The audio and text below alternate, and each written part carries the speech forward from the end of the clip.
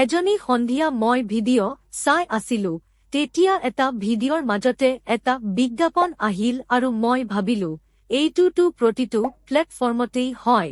কিন্তু লাইকষ্টেষ্ট পাৰ্থক্যটো এই আছিল যে মই সেই বিজ্ঞাপনটোৰ অংশীদাৰ হোৱা ভাগ পোৱা আছিলো।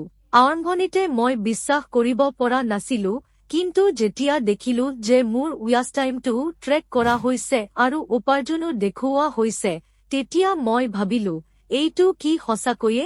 পিছত লাইকষ্টেজে মোক সকলো বুজাই দিলে। কেৱল এটা সহজ নিয়ম আছে, ৰেজিষ্টাৰ কৰক আৰু মনিটাইজ কৰা কণ্টেণ্ট চাওক। আৰু যদি আজি স্কিপ নকৰা হয়, তেন্তে নিশ্চয়তে ৰিৱাৰ্ড পোৱা যায়। মই এতিয়া প্ৰতিদিনে মোৰ বাচ্চাবোৰৰ সময়টো বুদ্ধিমানভাৱে ব্যয় কৰো আৰু একে সময়তে উপাৰ্জনো কৰো। সেয়ে লাইকষ্টেজত ৰেজিষ্টাৰ কৰক আৰু উপাৰ্জন আৰম্ভ কৰক।